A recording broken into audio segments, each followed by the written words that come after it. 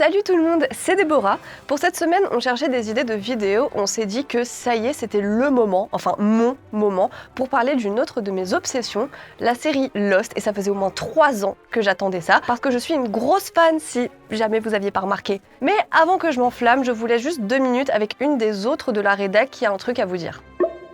Bonjour tout le monde, excusez-moi, je m'incruste, mais enfin comme à mon habitude, mais rassurez-vous, ce sera pas long.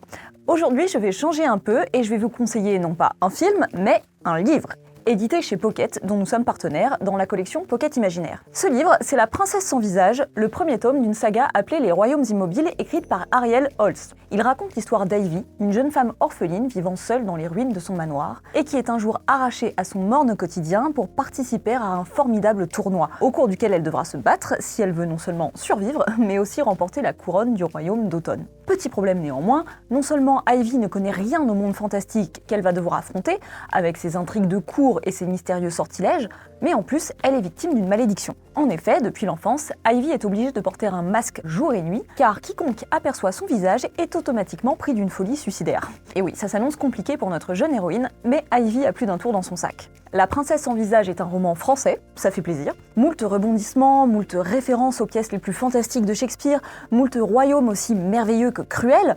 Cette histoire à la fois riche et accessible, c'est l'évasion dont vous, ou peut-être vos enfants, avez besoin en ce moment. En plus, la suite sort très bientôt, donc c'est le moment idéal pour s'y plonger, et c'est à retrouver chez Pocket, collection Pocket Imaginaire. Bon, évidemment, on m'a posé des limites. Je vais pas faire une vidéo de 3h30 pour revenir sur tous les aspects fascinants de la série. Je vais plutôt angler cette vidéo comme j'avais anglé le tout premier dossier que j'ai écrit pour Écran Large quand j'étais encore stagiaire en 2019. On va donc parler du grand final controversé de Lost, donc les épisodes 17 et 18 de la saison 6, et expliquer pourquoi, à mon sens, c'est une fin parfaitement satisfaisante. Pendant que certains d'entre vous sont déjà en train de s'insurger dans les commentaires, je précise que cette vidéo ne sera pas un doigt dans le culte comme les dernières vidéos sur la momie ou Piranha 3D, mais plus un léger décryptage, même si j'ai quand même un doute vu la taille du prompteur. Avant d'attaquer, il faut aussi que je précise, Lost, c'est ma série doudou et ma zone de confort ultime. Du coup, pensez ce que vous voulez de mon état mental.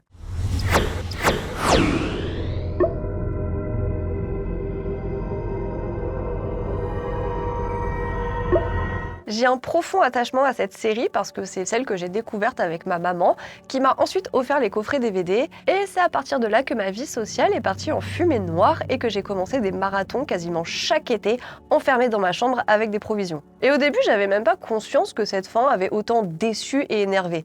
Tout ça pour dire que je la défends pas par principe ou déni, mais vraiment par amour. Amour que vous êtes tout à fait libre de piétiner dans les commentaires, comme vous êtes libre d'aimer cette vidéo, de la partager ou de vous abonner à la chaîne. Car après tout, la liberté et le libre arbitre sont deux thématiques centrales du récit, mais on y reviendra après. Alors, rappel express de ce qui se passe dans ce double épisode de la Discord, sobrement intitulé « Fin ». Comme toute la saison 6, ça se déroule sur 2 plans différents. Le premier plan, c'est le présent, la chronologie principale sur l'île en 2007. Jack se porte volontaire pour devenir le nouveau protecteur de l'île, Jacob accepte, et une fois que c'est fait, Jack part arrêter l'homme en noir qui a pris l'apparence de John Locke, qui lui veut détruire l'île. Pour détruire l'île, l'homme en noir fait descendre Desmond dans la source où il enlève un bouchon en pierre qui évacue l'eau. Du coup, toute l'île est secouée par un violent séisme et l'homme en noir redevient mortel.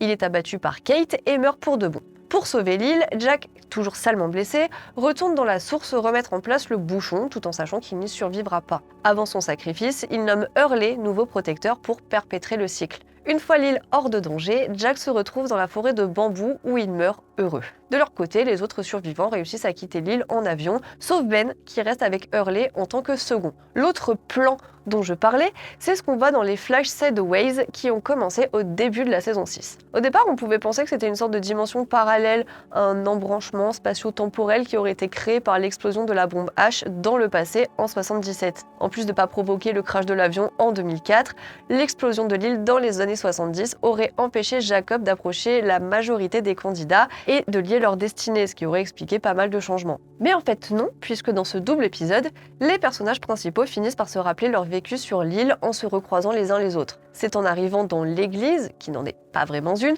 que Jack comprend qu'il est mort et que tout le monde est mort, et que cette réalité est en fait l'au-delà dans sa conception la plus large, un endroit créé par et pour les survivants, pour qu'un jour ils puissent tous se retrouver et partir ensemble, là encore dans le sens le plus large du terme. Ok, la lumière divine à la fin et le visage ébahi de Jack, c'est kitsch, mais bordel que je trouve cette fin géniale, alors qu'elle est souvent citée parmi les pires fins de série de tous les temps, avec Les Sopranos, Game of Thrones, Dexter, avant ou après New Blood, 24 heures chrono ou Count Quantum. Mais du coup, pourquoi ? Il y a deux réponses assez évidente à mon sens. La première, c'est que sur le moment, une partie des spectateurs a mal interprété la fin en pensant que les rescapés n'en étaient pas et qu'ils étaient en fait tous morts pendant le crash. Et effectivement, ce serait presque du niveau c'était un rêve depuis le début, donc une conclusion décevante après tout ce qui a été bâti et engagé, comme un abandon juste avant la ligne d'arrivée. Heureusement, tout ça est faux, même si on peut comprendre le malentendu. D'abord, il y a eu le craquage de Richard qui, dans un moment de faiblesse et de panique, a expliqué que l'île était en fait un purgatoire et qu'ils étaient déjà tous morts, mais c'était juste lui qui délirait. En plus de ça, Jack meurt exactement où il s'est réveillé dans le premier épisode, et après le générique, on peut voir l'avion écrasé sur la plage sans aucun survivant aux alentours, ni de plan sur leur campement, presque comme si rien ne s'était passé. Mais non, tous les personnages sont bien vivants, ou en tout cas sont restés vivants après le crash. Kate Sawyer et les autres ont bien quitté l'île à la fin pour partir ailleurs, mais en ayant perdu chacun leur grand amour, Jack et Juliette. Donc tout l'intérêt était de les réunir, de ne pas décortiquer l'absence et leur séparation, mais plutôt leur retrouvaille. C'est très tendre, je trouve, comme démarche narrative. Pour une fois, il s'agit d'épargner les personnages après les avoir éprouvés de toutes les façons possibles, de les libérer après les avoir tenus captifs. Donc non, le final ne nous dit pas que l'île a précisément une fonction de purgatoire, même si évidemment on a le droit et la possibilité de la conceptualiser et de l'interpréter comme ça. Ce qui nous emmène directement au second point, ce final n'a pas plu à une majorité justement parce qu'il laisse trop de place à l'interprétation et n'est pas consacré à la résolution des derniers mystères, comme la nature exacte de l'île, son but, sa fonction dans notre monde et ce qui pourrait arriver si elle disparaissait. À partir de là, il faut rappeler que ce final correspond, du moins dans les grandes lignes, à ce qu'avait imaginé Damon Lindelof, un des co-créateurs de la série, comme il l'a affirmé et réaffirmé dans plein d'interviews. Parmi tout ce qu'il a pu dire, il a affirmé qu'il ne s'excuserait pas de ce dénouement et qu'il avait le sentiment d'avoir la fin qu'il voulait vraiment. Ce n'est donc pas une conclusion bricolée ou précipitée avant une annulation imprévue, puisqu'il était convenu depuis un moment que la série compterait 6 saisons. La volonté était juste de revenir aux fondamentaux de la série, à son centre névralgique, c'est-à-dire ses personnages et leur parcours, tout ça après avoir considérablement gonflé la mythologie, en développant par exemple l'origin story de Jacob, du monstre et du projet Dharma, en présentant le temple ou encore la jeunesse de Charles Widmore et d'Eloise Hawking. Donc le fait de zoomer au plus près des survivants du crash après avoir autant dézoomé sur la toile de fond, ça pouvait effectivement être déstabilisant et frustrant, surtout après les énormes révélations des saisons 5 et 6. Bon, personnellement, ça me frustre pas du tout parce que je vois Lost un peu comme un sablier qu'on retourne plusieurs fois, ce qui change toute la diégèse de l'œuvre et le récit qui nous est raconté. La première fois qu'on retourne ce sablier, on se rend compte que l'histoire ne vient pas de commencer, mais au contraire qu'elle est sur le point de s'achever. Parce que l'événement central de la grande histoire, c'est pas le crash du vol océanique 815, ce serait plutôt le meurtre de Claudia et la naissance des jumeaux, qui est chronologiquement ce qu'on connaît de plus ancien. Tout ce qui se déroule ensuite, tout ce qu'on peut voir dans la série, ça découle de cette sorte de péché originel, puis de la volonté de Jacob de trouver un remplaçant et de sa lutte contre son frère qui souhaite, lui, quitter l'île. Bon, rien de neuf, Lost s'articule autour d'un clivage idéologique entre ces deux figures quasi mythologiques qu'on retrouve aussi entre John, l'homme de foi passionné, et Jack, l'homme de science rationnelle. Donc revenir à quelque chose de très spirituel et presque philosophique, porté sur l'être et son accomplissement, c'est totalement logique. À la fin, Damon Lindelof et le co-scénariste Carlton Cuse ont préféré se consacrer à Jack et Locke, à leur réconciliation après celle impossible entre Jacob et l'homme noir. Répondre à toutes les questions en suspens, ça aurait entraîné un sprint mythologique qui, je pense, aurait été assez indigeste. Et de toute façon, ça n'aurait pas évité la déception des fans, parce que c'est impossible qu'un tel phénomène culturel puisse contenter tout le monde, surtout après un tel investissement du public et justement nos différentes interprétations. Parce qu'attendre des réponses, c'est considérer qu'il existe une vérité unique et que quelqu'un la détient, des personnages ou les showrunners qui seraient devenus des sortes de dieux omniscients. Mais avoir une réponse explicite de leur part, ça contredirait tout. Ce serait empêcher toute interprétation, imposer un point de vue, un regard unique, alors que toute la série se construit sur ces lectures multiples, ces événements rejoués sous différents angles qui révèlent que la vérité n'est qu'un état temporaire et qu'elle n'est pas fixe et absolue, encore moins objective. C'est le cas par exemple pour la signification de la suite de nombres 4, 8, 15, 16, 23, 42 ou la nature du monstre. Pendant longtemps, cette vérité factice était celle dictée par Ben, elle-même dictée par Jacob, elle-même dictée parce que sa mère lui a transmis. D'ailleurs, quand Jack nomme Hurley nouveau protecteur de l'île, il reproduit le même rituel que celui de Jacob quelques heures plus tôt, toujours sans le comprendre parce que personne ne détient le savoir suprême que recherchaient certains spectateurs. Tous ceux qui ont voulu percer les mystères de l'île ont échoué et en ont payé les conséquences, comme Locke, Charles Widmore ou le projet Dharma. Dans l'épisode 15 de la saison 6, Mère, donc la mère adoptive de Jacob et de l'homme en noir, dit à Claudia que toute réponse à une de ces questions débouchera nécessairement sur une autre question, parce que le point de départ,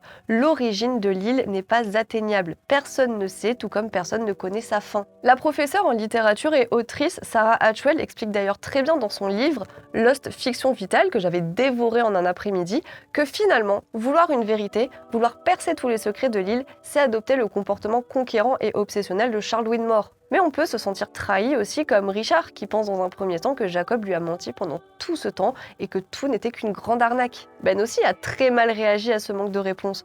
Après s'être montré patient et fidèle, il a complètement vrillé quand il a compris que tous ses efforts ne seraient pas nécessairement récompensés, car sa foi n'était pas assez pure et désintéressée. C'est pour ça que je vois presque l'épilogue The New Man in Charge comme un aveu d'échec. Cet épisode bonus de 10 minutes du DVD de la saison 6 a voulu contenter les fans et le public insatisfait en leur offrant des réponses plus concrètes, mais en fait sans pouvoir les contenter. Il donne juste des miettes de mythologie, il explicite des trucs sans grand intérêt après tout ce temps, comme les ours polaires ou les oiseaux hybrides. Et impossible de douter de l'intention de l'épisode, vu que Ben se rend là où les provisions étaient envoyées sur l'île et se retrouve face à 2 employés mécontents parce qu'ils viennent de se faire soudainement virer après avoir consacré 20 ans de leur vie dans une société qui apparemment n'existerait plus. Un d'eux dit même carrément face caméra qu'il mérite d'avoir des réponses. Donc on se retrouve vraiment avec le scientifique Pierre Chang planté face caméra qui explique que les ours polaires en fait c'était le projet Dharma au cas où les cages à ours de la saison 2 et les différentes vidéos sur les expérimentations de Dharma n'étaient pas suffisantes. Ça prouve aussi qu'arrivé à un certain stade, pour beaucoup, l'intérêt et la valeur de la série dépendaient surtout de sa capacité à connecter tous les wagons, à recoller les moindres pièces et fragments disséminés en 6 saisons et donc à dissiper tous ces mystères, de sorte à nous retourner le cerveau comme si l'émotion n'avait plus aucune place là-dedans, comme si la démonstration avait pris le pas sur absolument tout le reste. Et je trouve que trop se concentrer sur les quelques zones d'ombre et scruter le moindre faux raccord, c'est oublier tous les autres détails placés ça et là à l'image, tout ce qui a été introduit et a trouvé un sens majeur bien plus tard. Un que j'aime beaucoup par exemple, c'est le logo de Dharma qui apparaît sur la queue des requins qui attaquent le radeau de Jean Michael et Sawyer. Parce qu'en y réfléchissant, ces requins sont restés pendant des décennies aux alentours de l'île, mais certainement pas par choix. Donc ils ne peuvent pas quitter l'île, ce qui amène au pourquoi. Et on peut continuer à dérouler jusqu'à comprendre que, en fait, l'île bouge en permanence. Donc je pense qu'il faut démystifier tout ça et accepter qu'il y a une part d'improvisation, de bricolage, d'imprévu, de compromis entre les exigences artistiques et commerciales comme pour n'importe quelle grosse série. Après, c'est difficile de blâmer entièrement le public frustré étant donné que la série elle-même s'est construite sur la spéculation des fans, les mystères en forme de poupées russes, les retournements de situation et les cliffhangers.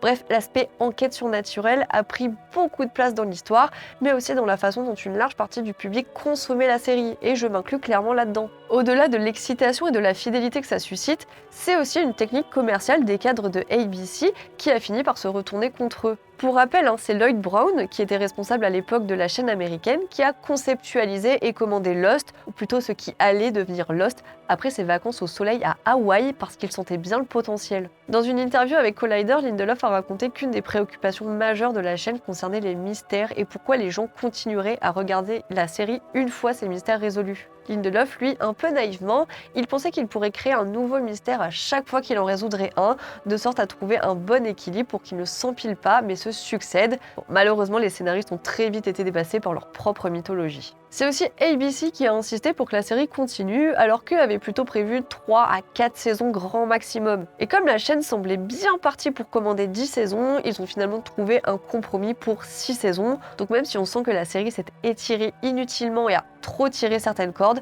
ça aurait pu être bien pire. En tout cas, l'idée de mettre fin à la série ne leur plaisait pas du tout, alors que c'est là où la série s'arrête que notre liberté d'interprétation commence et que nous, les fans, on a notre rôle à jouer. On en parle entre nous, on fait des théories, on accepte d'entendre celles des autres, de voir les choses sous un autre point de vue, de donner une autre signification à quelque chose qu'on pensait avoir parfaitement cerné. Et c'est là qu'on entre dans le partage, qu'on prolonge l'histoire sans vérité absolue.